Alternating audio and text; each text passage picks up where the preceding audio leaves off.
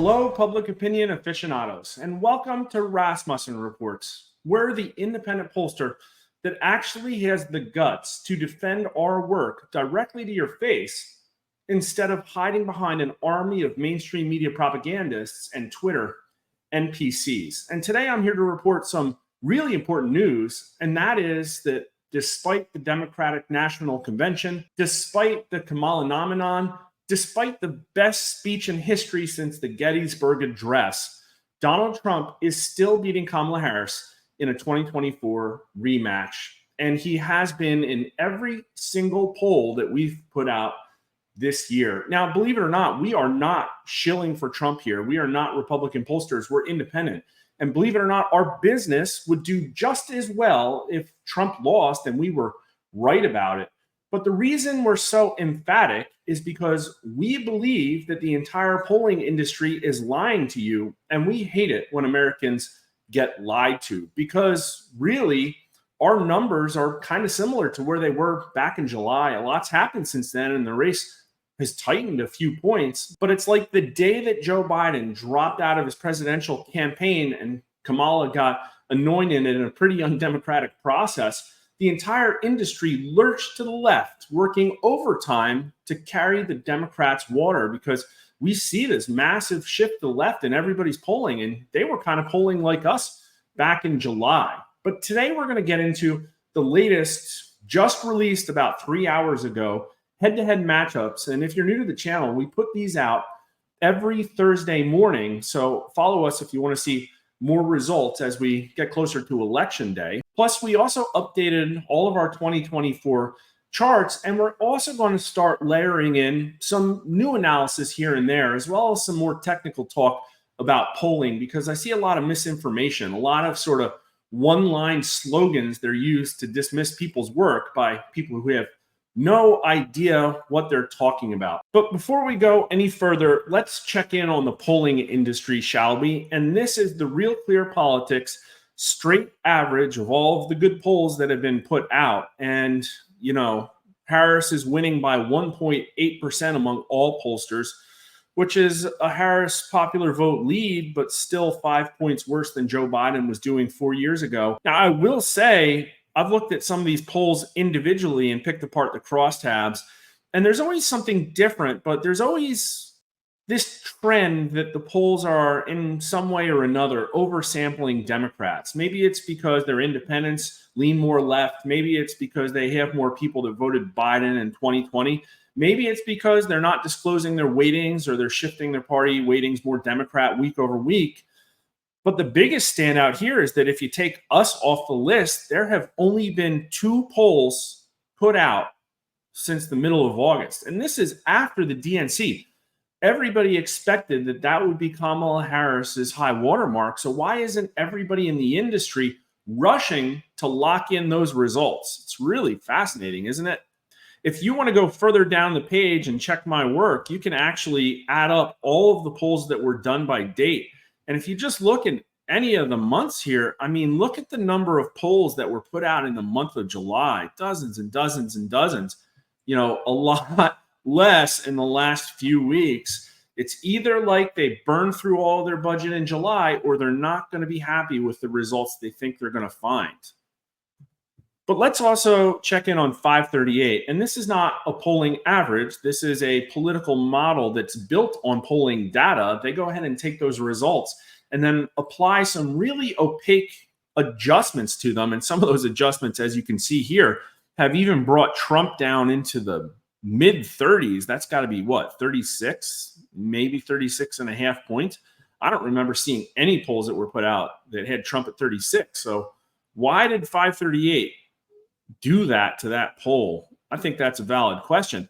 But anyways, Harris was up 1.8 in the Real Clear Politics aggregate. And I've seen a lot of headlines, a lot of people pondering, and even internal polling that suggests the entire polling industry is leaning too left. But here we are with a model that's supposed to correct for those biases, taking all of that polling data and making it even more left. And therefore, in our opinion, when you look at a black box model like this and see that, it can only be considered propaganda. I guess the best news here is that with Harris at 1.8 and them at 3.6, they're only carrying about 1.8 points of Democrat water, when a week ago it was a lot more like 2.5 points. But anyway, good job, 538.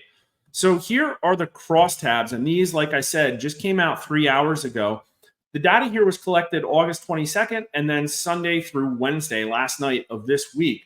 So all 5 of these data points are technically after the DNC, although people answering this poll on the 22nd were likely still watching Kamala Harris's speech. And 4 out of the 5 data points were after the RFK endorsement. And here we go. Donald Trump is now winning by 2 points, 48% to 46%. And we are no longer doing a multi-way matchup since RFK dropped out of the race. I know a lot of people will say that he's on a bunch of states' ballots still, and that is correct. But most people who are going to still vote for RFK after his Trump endorsement probably know RFK exists and will probably think about him when they answer the some other candidate response, which still gets 3%. I'll also say that Trump's lead here was a shave over 1.5 points, and it rounded up. And that is down a little bit from last week's numbers, which did have some DNC results baked into them, but Trump was up 2 in the two-way and 3 in the multi-way, I believe. Now, the gender results are pretty tight here. These have been oscillating back and forth. Some of the polls, Trump leads big among men and is losing among women, but here, a lot tighter. Probably going to start averaging these out into bigger virtual polls to see what the real signal is. He's losing among 18 to 39-year-olds by 5 points, which is more than in recent polling, but maybe the 18 to 39-year-olds were most affected by the DNC coverage. He's actually losing among 65 and older. It's been more like tied this cycle, but he's winning more among middle-aged voters. That's a pretty solid 8-point lead. So I'm pretty happy with these age numbers. The race numbers here look like exactly what I would predict. He's winning by 7 points among white voters, taking 28% of the black vote. And you could say, well, there's no way Trump's going to take 28% of the black vote. And I might agree with you, because what I'm weighting and dialing my methodology in is to nail the total top line result. And it's really hard to make everything match the final reported exit polling. And that's even if you trust the exit polling. But directionally, this is a massive increase in the black support for Trump in our polling. And so I would expect to see a similar trend when the final votes get counted. Hispanic voters roughly tied, Trump up a little bit. That's right about where it's been. Now, looking at the party numbers, the crossover advantage is almost nil here. It leans 1 point towards Trump. But Trump is still winning 8 points among independents. And unlike other polls, we don't force the independents into leaners to try and sweep them under the rug. We realize that a lot more people are identifying as independents as they increasingly hate the two political parties. Now, we could go out into some of these other crosstabs here. Harris is still winning among rich voters and upper middle class voters, but Trump is winning among everybody who earns less than 100K, although the people most likely to have government support, it's roughly tied. Among education, the most educated graduate schools plus go Harris by 11 points. College graduates go Harris by 4. Everybody else goes Trump. And there's always Biden approval. Look at the division here. Biden strong approvers, 91%. Go Harris. I'm actually surprised that number isn't higher. The strongly disapproves are more Trump aligned. And this gives you an idea of who the somewhats are. The somewhats are people who are Democrats and will vote blue no matter who. They just can't bring themselves to say they strongly approve of Biden. Maybe that's because of the debate performance. I don't know. But the somewhat disapproves, these people are just nebulous. It's like they don't have a political spine. They'll answer whatever. They don't know much about politics, probably. People who say the country is headed in the right direction, there's about 35% of them. Go Harris, 82% to 15%. But people who say the country is headed on the wrong track, go Trump, 72% to 22%. So those are some pretty fascinating numbers, and you'll get the next full weekly matchup results next Thursday. Follow us here on YouTube or at Twitter at Rasmussen_poll if you want to get it when those drop. But every day we also release our overnight results. before I show that, I wanted to stop in on this article here to give you all a little bit more insight into the industry. This came out mid-August. This was written by Nate Cohn, who is associated with New York Times Siena Polling, which is one of the mainstream pollsters that has gotten a lot of media attention, and in my opinion, has been selectively determining what to drop to work hand in glove with media propagandists to paint negative narratives for Trump. So anyways, this is really fascinating. Last week's New York Times Siena College polls showed Vice President Kamala Harris leading in 3 swing states. Where were the other swing states, by the way? Because the really important ones, in my opinion, Arizona and Georgia, were not part of it, and they picked the 3 worst states for Trump, but whatever. Those polls led some Republicans and Democrats to ask the same question. Is Kamala Harris's lead real? At the center of this question is whether the Times Siena polls have enough voters who supported Donald J. Trump in the 2020 election. The Trump campaign released a memo arguing that our polls would have actually showed a Trump lead if we had weighted the results properly. The Trump campaign's critique focused on something pollsters refer to as recalled vote. In polls of Pennsylvania, Michigan, and Wisconsin, respondents recalled backing President Biden over Mr. Trump by 6 points.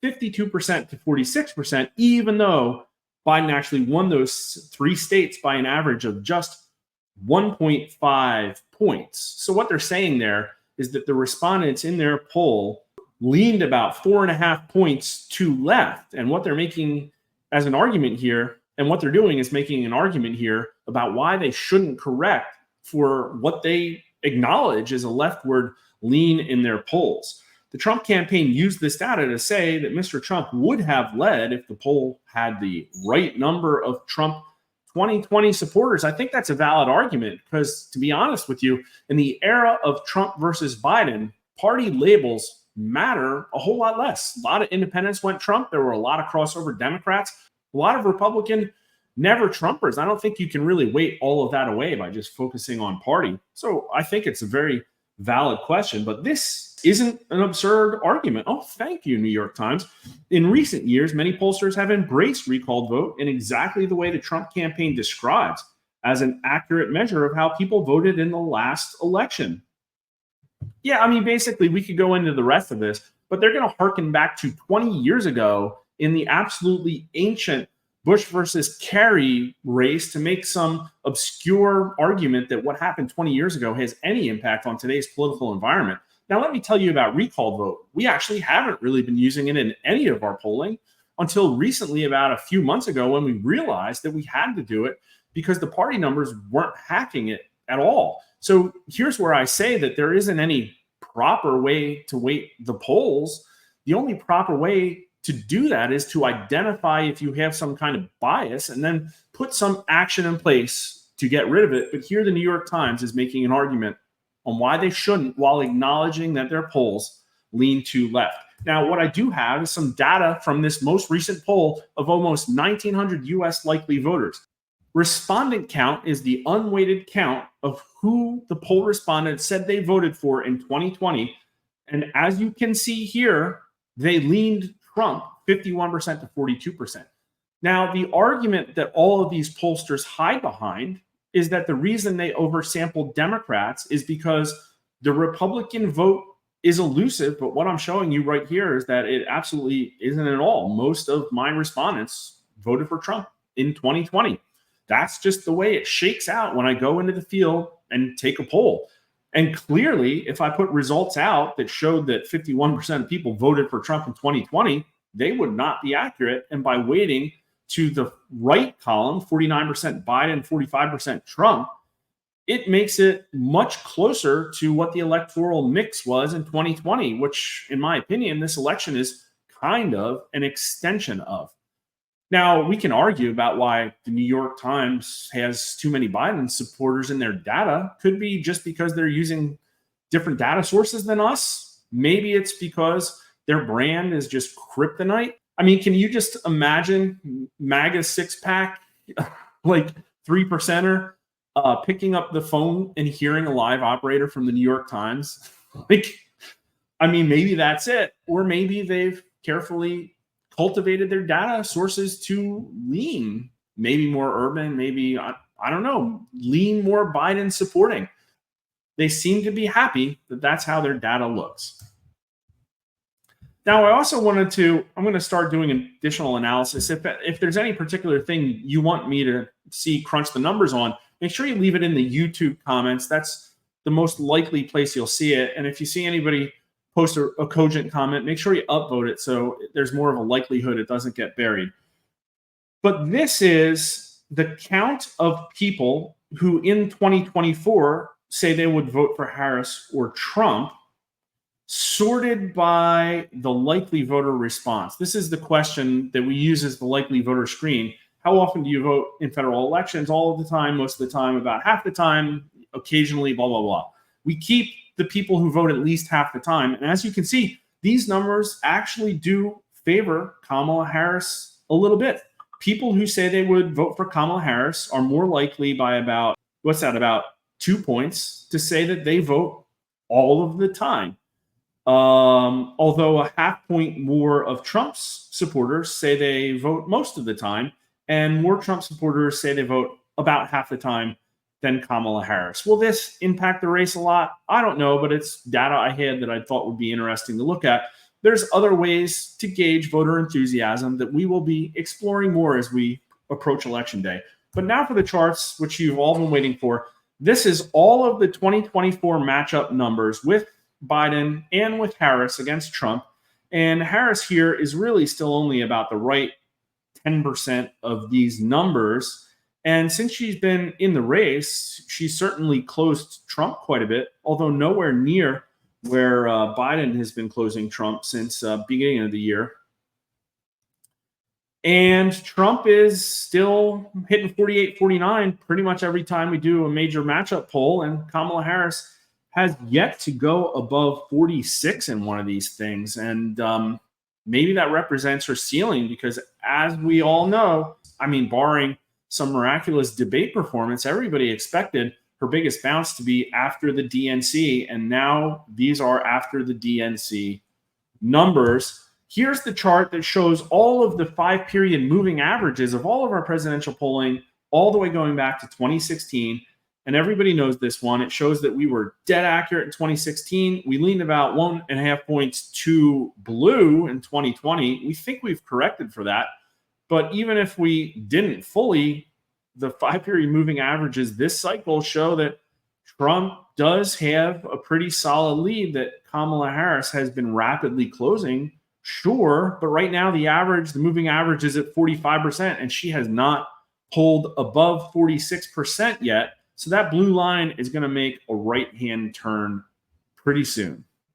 And as always, the biggest takeaway is back in 2016, it was neck and neck. Back in 2020, the blue line dominated in every single part of that cycle.